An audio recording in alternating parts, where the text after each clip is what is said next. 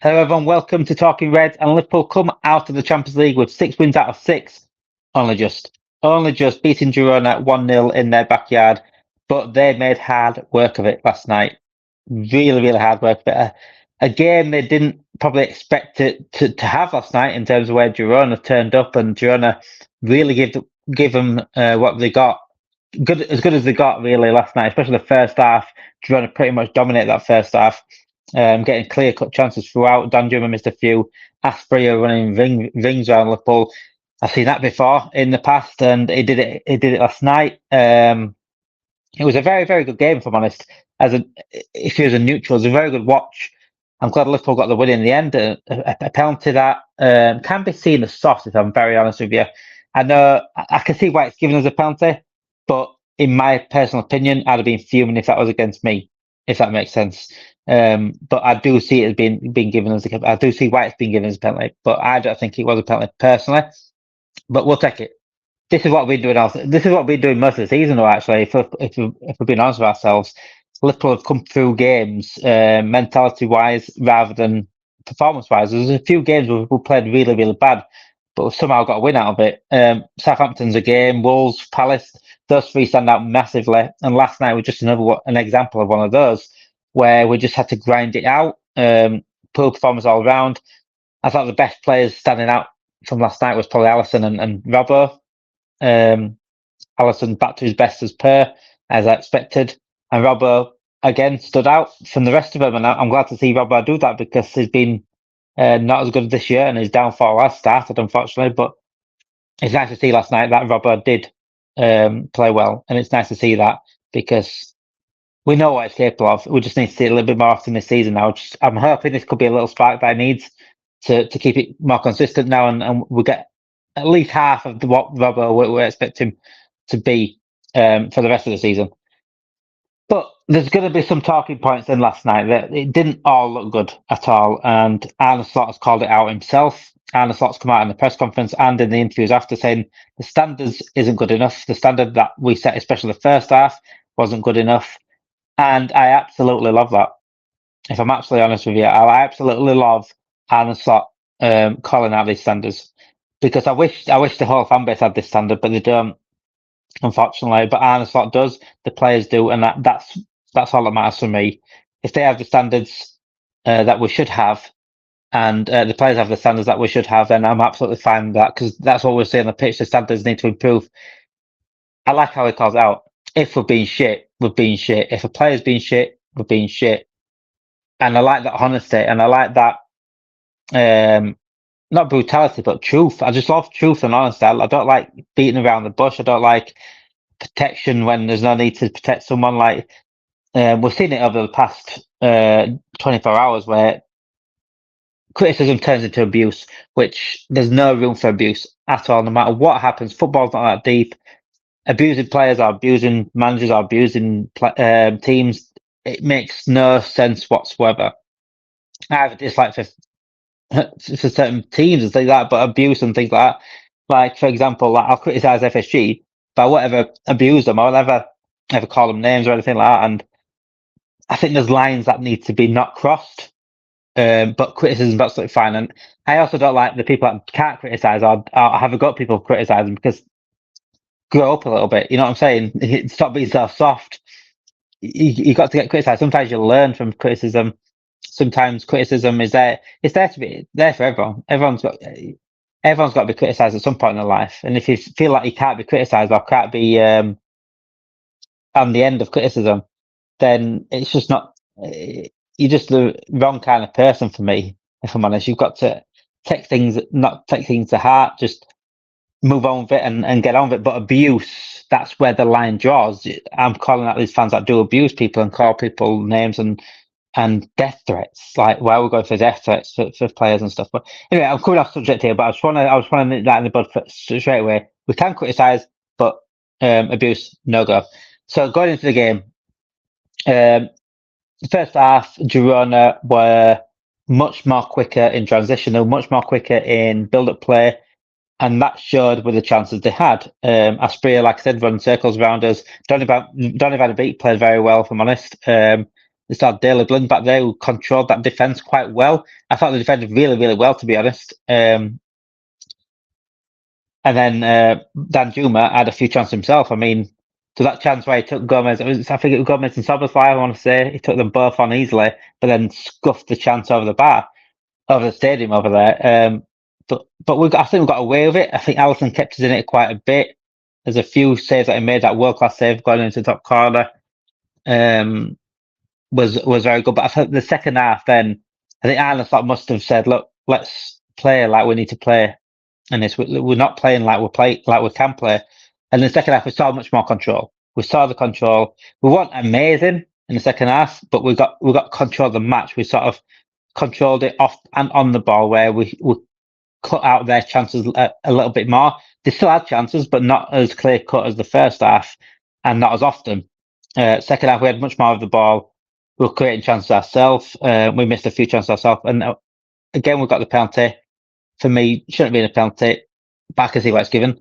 And the main man, again, to save us, the main man to slot it away, Mohamed Salah, the king, the Egyptian king, has done it again.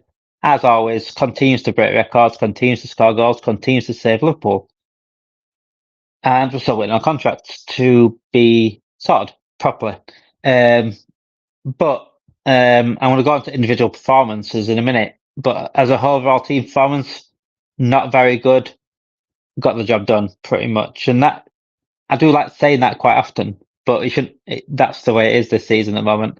We're getting the job done in a lot of games, but not playing well. Defense, a bit shaky actually. A very, very shaky. I thought Van Dijk had not a good game really. Gomez wasn't that good. Trent was not bad, but I think he was targeted a lot, but he didn't make a mistake or anything like that. Robert was the best of a bad bunch, probably back there. I expect also they will be better going forward. Like they've played a lot of games recently and stuff, but could it be down to us? I don't know. Maybe just rusting us or maybe underestimating Girona. I don't know. But we did play that well. Midfield again, poor. I thought Gavin Birch won at his best. Curtis Jones not going to really take his chance again when he's got the chance when McAllister's out. Soboslai again was brilliant off the ball. His work rate was incredible, and is a big reason why we come out of games like this as winners, because of his work rate and because of his energy and his ability to get around the pitch. Helps us out massively. I thought he was probably the best of the midfielders, but mainly off the ball, if I had to say so. I thought the front three were very poor. If I'm honest, Salah didn't really do much bar the goal, but sometimes Salah can do that because he's the one that saves us. Sometimes it's all right, you know. If he plays bad one week, it's okay, because it's not okay in terms of that game. But I'm saying it's okay. He's got money in the bank to have a little bit of a time off in the game, but he still gets a winner anyway. So it doesn't really matter. That Diaz was very, very poor. I'm starting not to like him on the left anymore. I prefer him down the middle from what I've seen in recent weeks. I think he's been better down the middle when Gakpo's been on the left. Diaz not really doing anything at the moment. He's not really. He's starting to play like he did last year when everyone was on his back a little bit. But he improved again this year. He hit the ground running this year, and he just hasn't carried it on. As to yet, let's hope he does change sometime soon. Gakpo came on, didn't really do much either. Nunes is the one right now that everyone's talking about, and I'll tell you why. I'll tell you why Nunes is not the scapegoat. Well, old people will make him the scapegoat, and I don't think anyone's a scapegoat last night. I thought, in terms of the last night, no one's a scapegoat. I thought they're all poor. But the reason why Nunes is getting so much criticism today is I've seen it online. I've seen all this canoes. Again, abuse is too far. No need for abuse. No need to abuse them on Instagram. No need to abuse them on social media. You're pathetic if you abuse people on social media. Pathetic. However, I've also seen the other side of it where people are like, stop criticizing him, just get behind him, this and that. He'll come good eventually. Why is everyone criticizing him just after one game? It's not one game. It's been 2.5 years.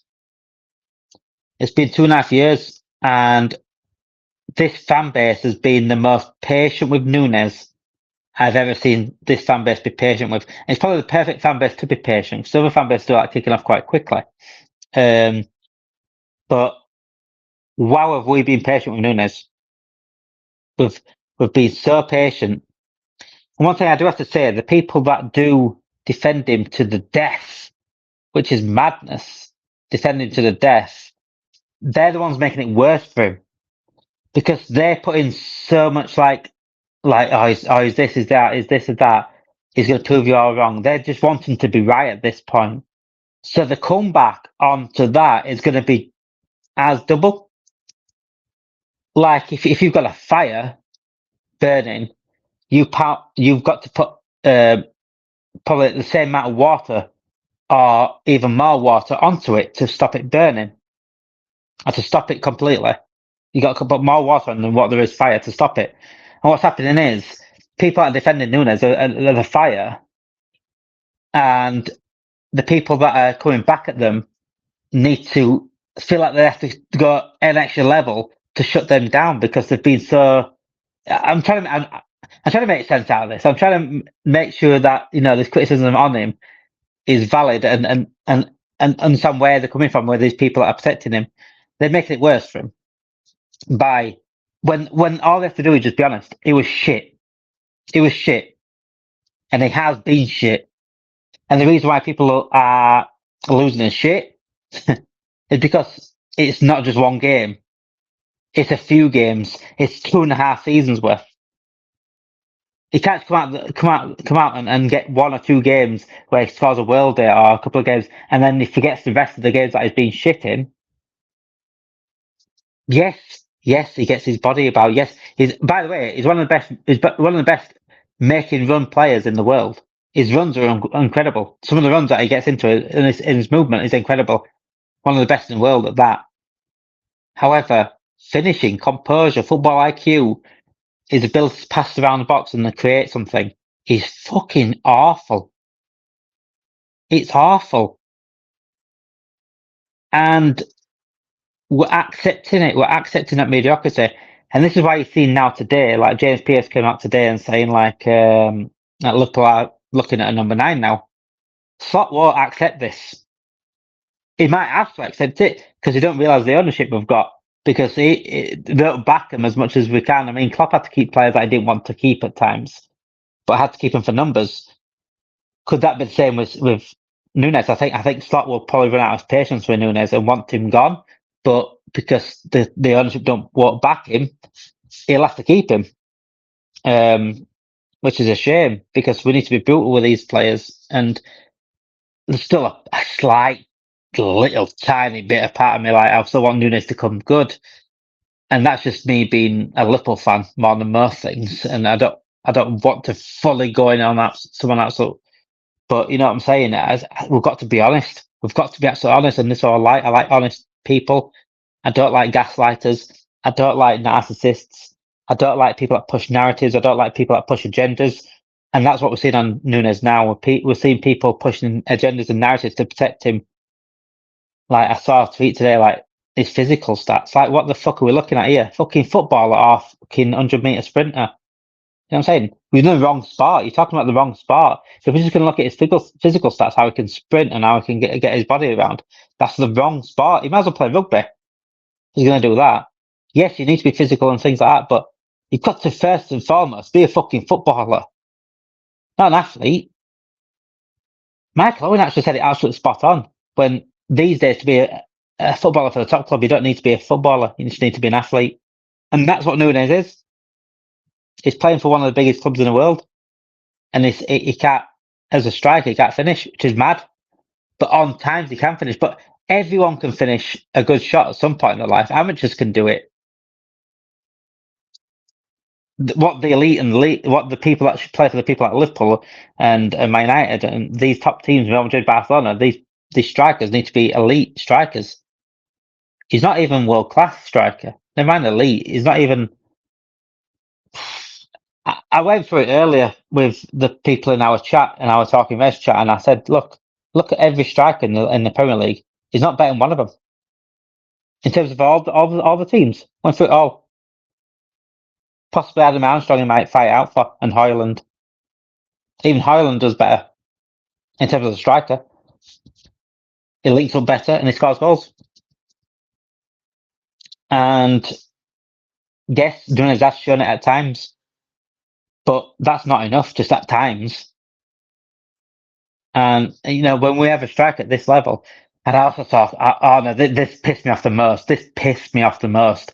This is a shout out to people that I saw online. Actually, I saw today saying, "Well, Firmino didn't score that many goals."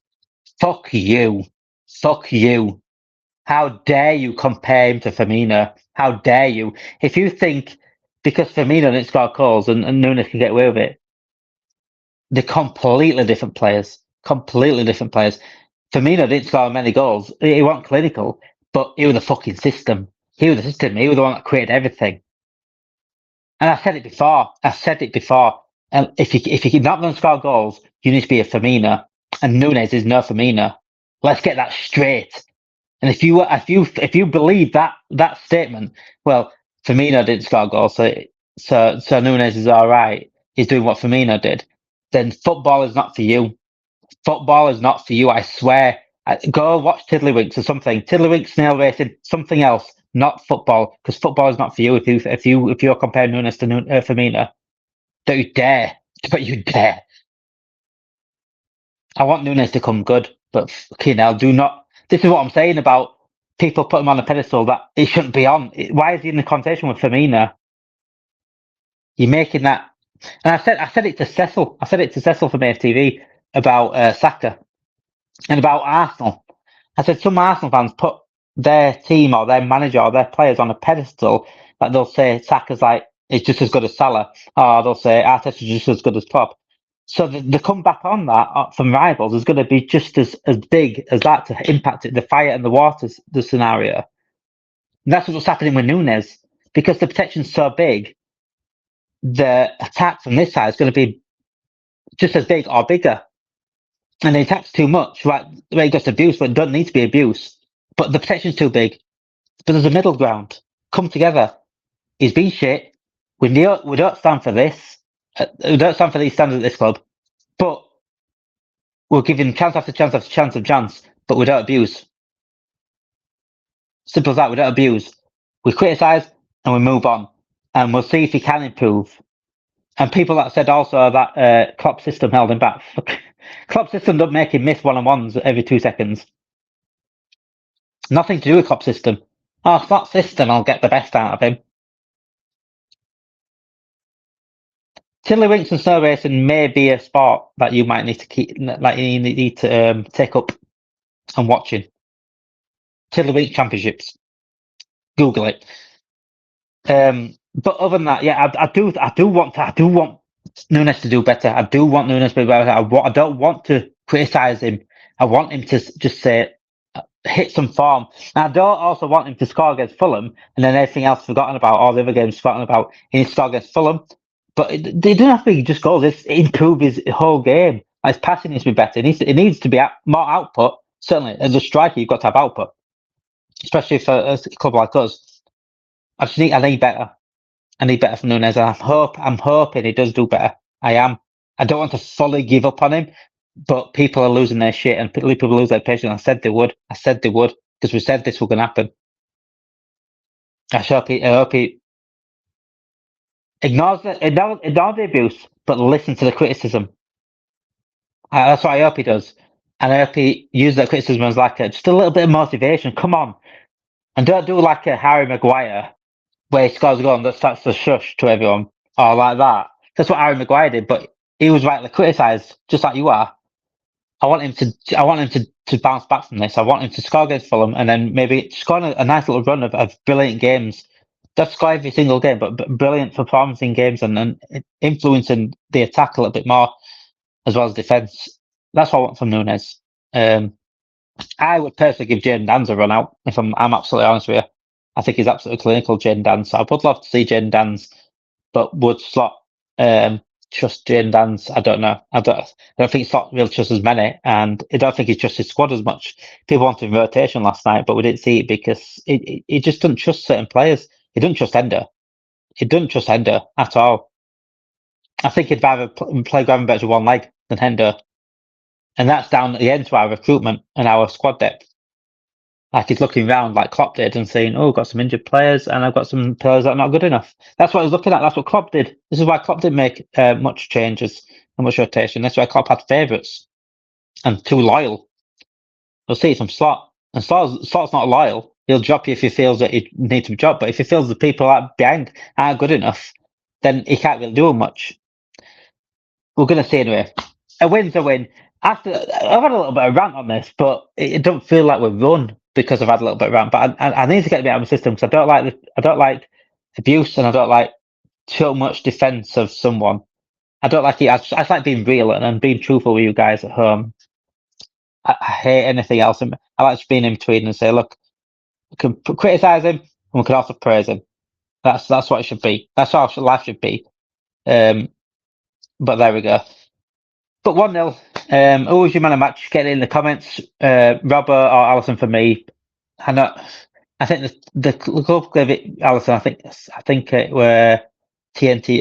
TNT gave it. I think they gave it Robert, but I could argue either. In fact, they were both very, very good, if I'm honest. But we got the win. 6 wins out of 6. We're looking very, very good. We're pretty much done in the Champions League, I'd say. 4 points clear right now. With also tonight's results are coming tonight. I think Barcelona will win tonight. So yeah, it's going to look interesting. And for those people that don't know the actual system of Champions League, coming first and eighth is not the same thing. Because I've seen that come around as well. It's not the same thing. Those at first and second will place, I think it's like 15th, 16th, 17th, and 18th in the playoffs. If they go through the playoffs, depending on who goes through and things. And it's all like seeded. So, and I think you can avoid the second place all the way to the final. There's a potential of that as well. So there is a big difference why they come first. I think Liverpool pretty much secured first. And I think they're definitely secured top 8, obviously. But first, I think they secured that as well, really.